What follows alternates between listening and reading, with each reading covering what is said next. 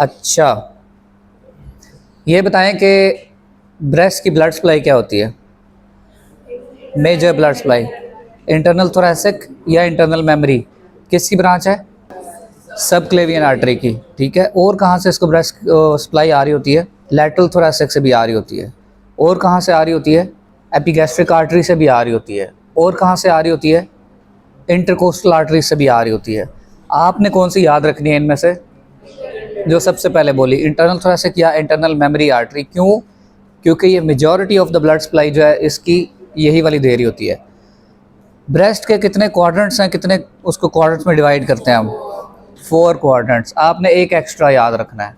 4 quadrants, upper outer, upper inner, lower outer, lower inner, और इसके साथ आपने क्या रखना है, याद रखना है, axillary tail of Spence.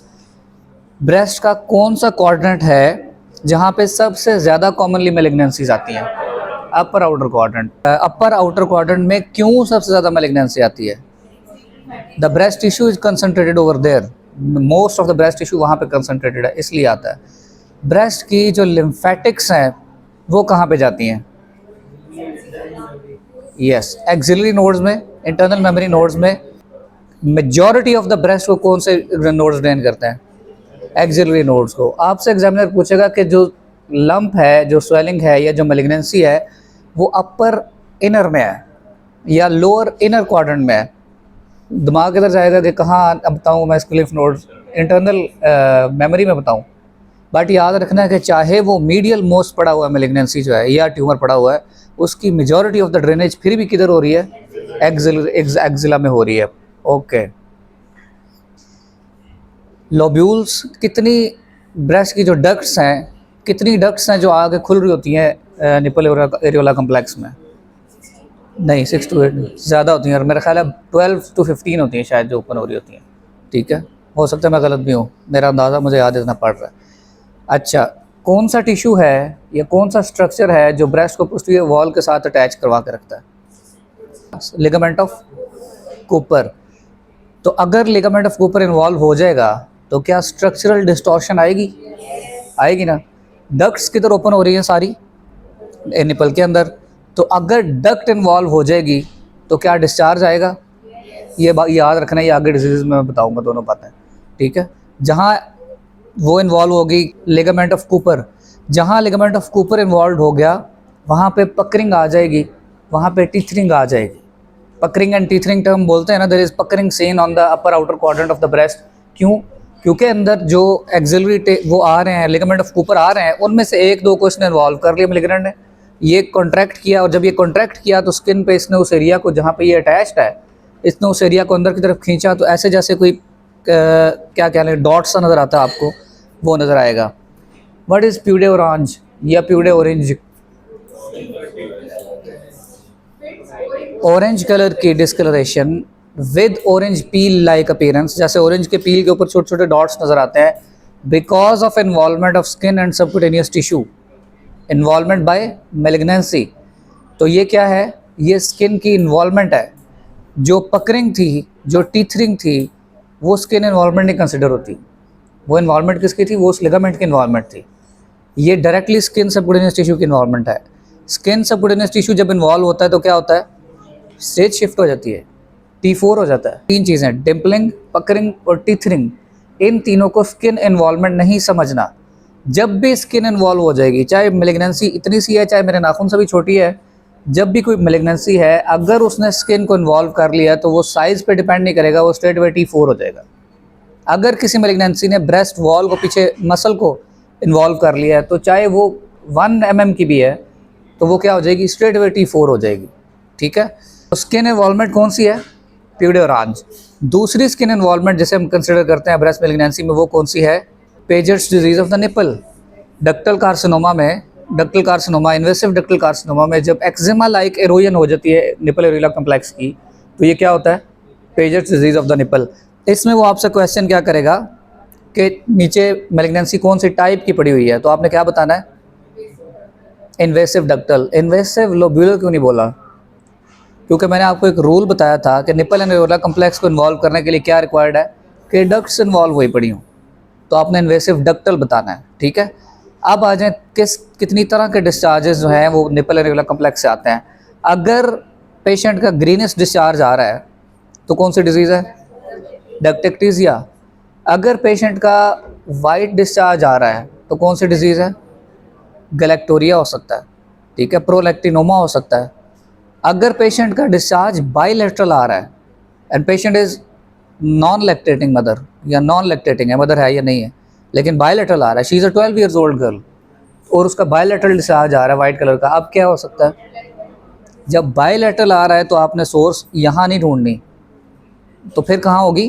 Prolactinoma, pituitary में ट्यूमर बना हुआ पिट्यूटरी का। अगर पेशेंट की रेडिश डिस्चार्ज या ब्लड आ रहा है तो क्या एक दो चीज़ें हो सकती हैं?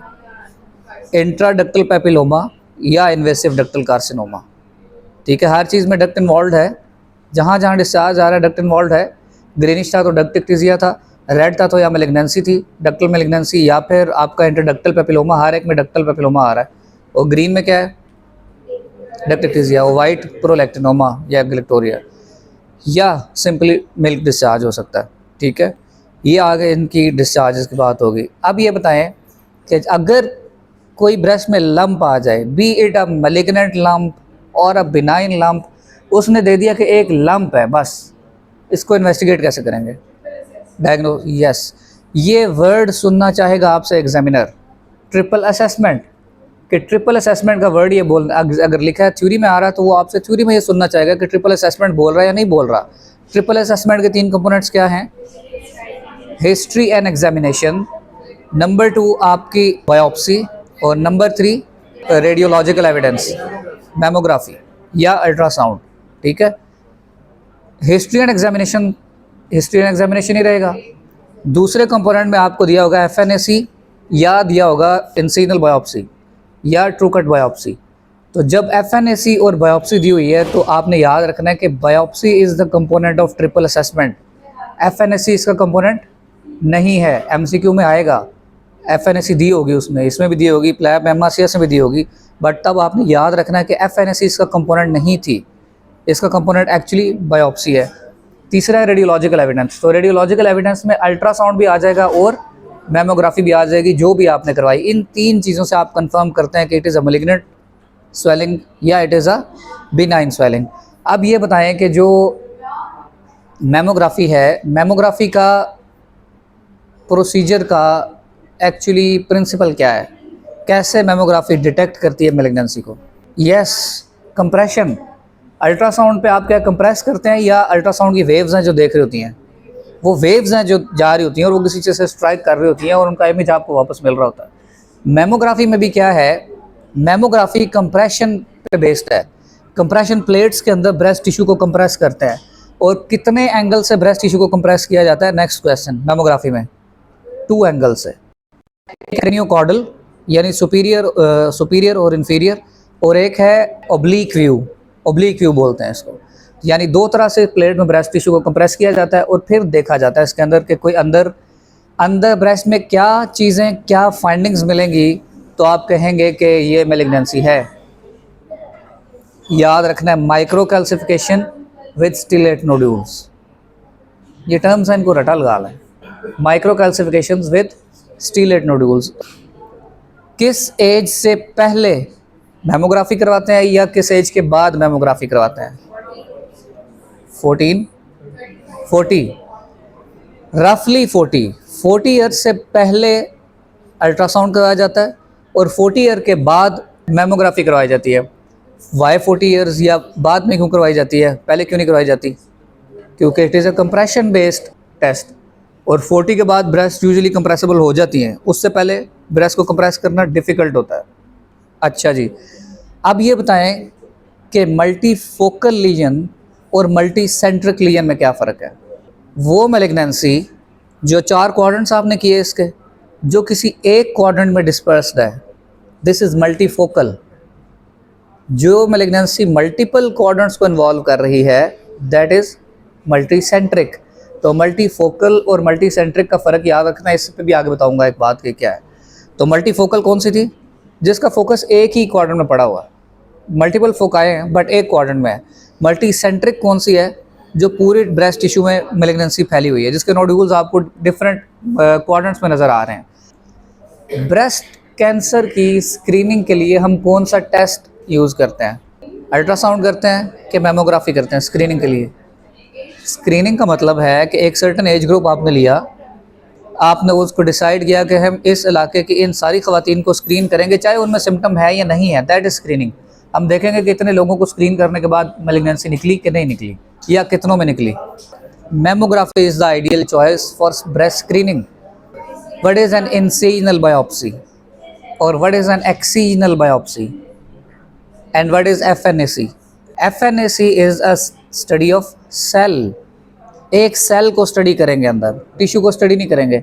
FNAC एक नीडल से ली जाती है, फाइन नीडल से एस्पिरेट किया जाता है टिश्यू को, और उसके सेल को माइक्रोस्कोप के अंदर स्टडी किया जाता है।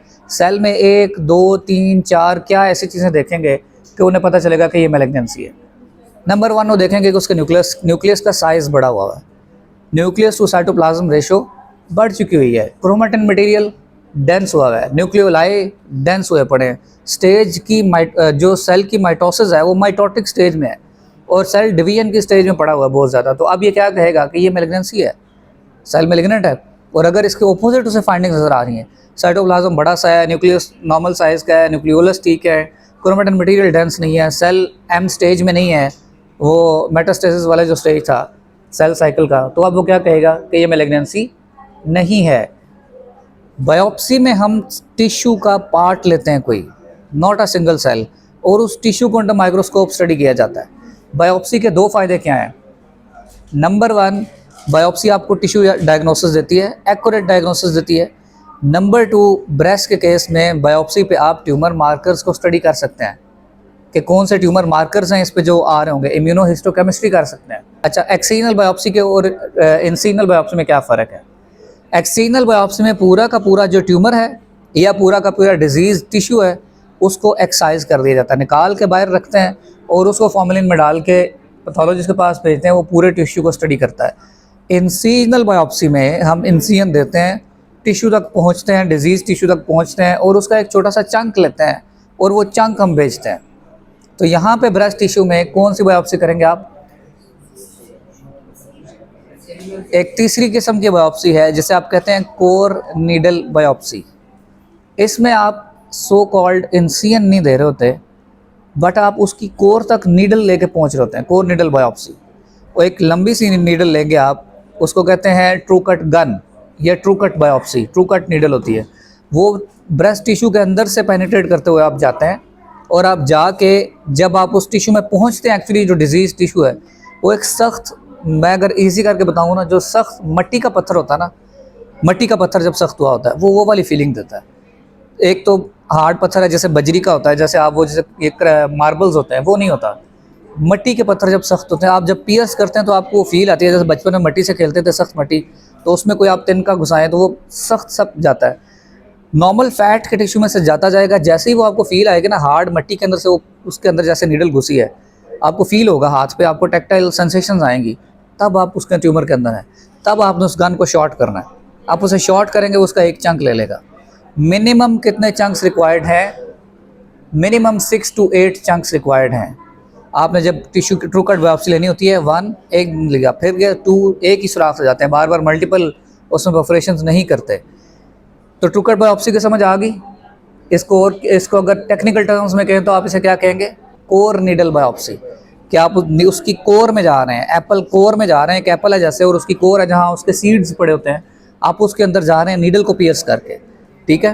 तो core needle biopsy, external biopsy, incisional biopsy और FNAC, इनका कॉन्सेप्ट्स को थोड़ा सा क्लियर रखना है। अब आ जाएं CA ब्रेस्ट की स्टेजिंग के ऊपर।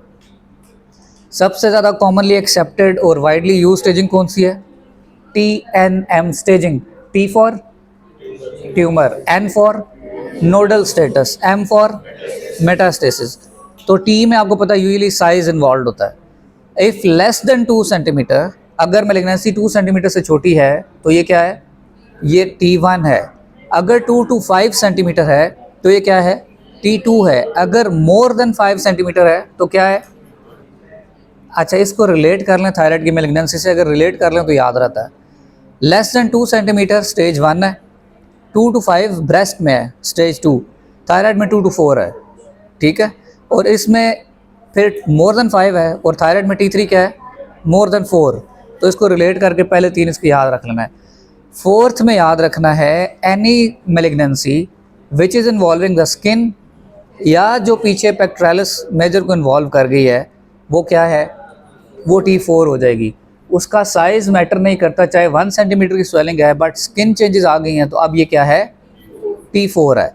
याद रहेगा T4 का, ये आपके हर एग्ज़ाम में पूछा गया है, हर वाइवा में स्टेजिंग पिछले 2 साल से 1.5 साल से मैं देख रहा हूँ। स्टैंड अप हो गया, प्रॉफ हो गया, स्टेजिंग ऑफ द ब्रेस्ट पूरी की पूरी आई होती है कि छापा मार दें कि स्टेजिंग क्या है इसकी, ठीक है। उसके बाद है इसका नोडल स्टेटस, N1 क्या है, N2 क्या है और N3 क्या है। बड़ी कम है जिनमें N3 जाता है, कुछ में N2 तक रुक जाता है, कुछ में N3 तक जाता है।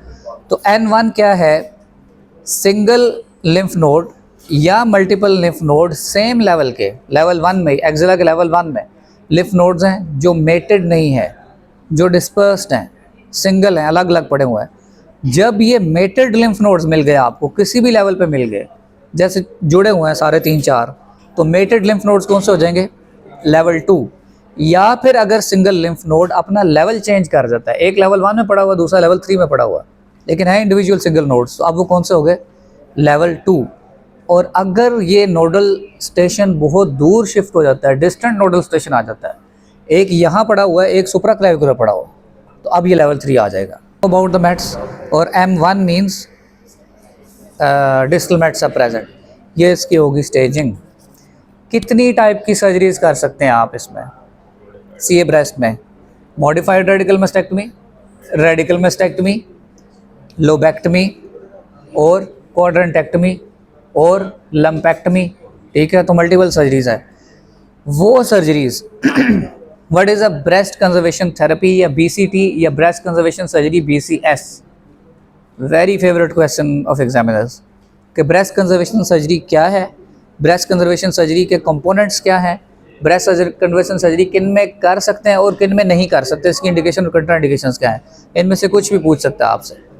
तो BCT ब्रेस्ट कंजर्वेशन थेरेपी या ट्रीटमेंट या BCS ब्रेस्ट कंजर्वेशन सर्जरी क्या है, वो सर्जरी जिसमें पूरी की पूरी ब्रेस्ट टिश्यू को नहीं निकाला जाता, पूरी मेस्टेक्टमी नहीं की जाती, उसमें सिर्फ लंप निकाल दिया जाए, उसमें सिर्फ क्वाड्रेंट को निकाल दिया जाए, उसमें सिर्फ ब्रेस्ट टिश्यू का जो डिजीज पार्ट है उसको निकाल दिया जाए, लोबेक्टमी कर दी जाए, लंपेक्टमी कर दी जाए, क्वाड्रेंटेक्टमी कर दी जाए या वाइड लोकल एक्सिजन कर दी जाए, इसको आप क्या कहेंगे, breast conservation therapy.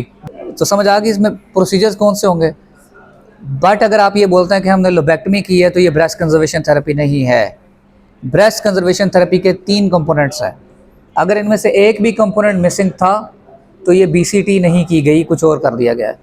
Wide local excision या लंपेक्टमी या quadrantectomy plus sentinel lymph node status examination, क्या आप साथ ही सेंटिनल लिम्फ नोड की बायोप्सी करेंगे या लिम्फ नोड और अगर डायसेक्शन हो सकती है तो लिम्फ नोड डायसेक्शन, 2 कंपोनेंट्स हो गए। और थर्डली फॉलोड बाय रेडियोथेरेपी। इन तीनों में से एक भी कंपोनेंट अगर नहीं हो रहा तो ये ब्रेस्ट कंजर्वेशन थेरेपी नहीं है, ये पूरी ब्रेस्ट कंजर्वेशन थेरेपी नहीं हुई। पहला कंपोनेंट क्या है, मैलिग्नेंसी को निकालना। दूसरा कंपोनेंट क्या है, sentinel lymph node assessment. Number 3 क्या है, send him or her for radiotherapy. Why him, क्योंकि CA ब्रेस्ट मेल्स में भी होता है 1% तक रफली, ठीक है। तो ये 3 कंपोनेंट्स ब्रेस्ट कंजर्वेशन थेरेपी के याद रखने हैं। Who is an ideal candidate या what are the indications for breast conservation therapy. तो इंडिकेशंस में याद रखें, अगर ट्यूमर लेस देन 4 सेंटीमीटर है, अगर ट्यूमर टू ब्रेस्ट रेशो कम है, मे बी वो लेस देन 4 हो सकता है, वो लेस देन 4 हो, बट ब्रेस्ट टिश्यू इतना छोटा हो, इतना कम हो ब्रेस्ट टिश्यू कि वो कंपेयर टू द ब्रेस्ट वो ट्यूमर बड़ा लग रहा है। अब 4 सेंटीमीटर का नहीं है बट वो but tumour to breast ratio बहुत ज़्यादा है, तब भी वो नहीं करेंगे आप उसको। तो ट्यूमर टू ब्रेस्ट रेशो भी कम होनी चाहिए, ठीक है। तीसरी चीज़ हमने रेडियोथेरेपी करनी है तो पेशेंट कोई ऐसा कैंडिडेट ना हो जिसकी फॉलोअप में रेडियोथेरेपी नहीं हो सकती। फॉर एग्जांपल पेशेंट प्रेग्नेंट है तो प्रेगनेंसी में रेडियोथेरेपी नहीं हो सकती, फॉर एग्जांपल। अच्छा, चौथी चीज़, पेशेंट ने ऑलरेडी रेडियोथेरेपी ली हुई है, ऑलरेडी ली हुई थी, तो अब भी ये कैंडिडेट नहीं है और पेशेंट विलिंग है कि उसकी ब्रेस्ट कंजर्वेशन थेरेपी की जाए। This is BCT।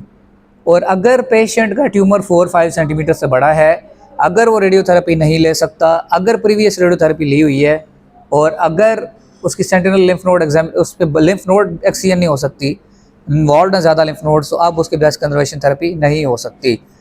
What is modified radical mastectomy and what is radical mastectomy?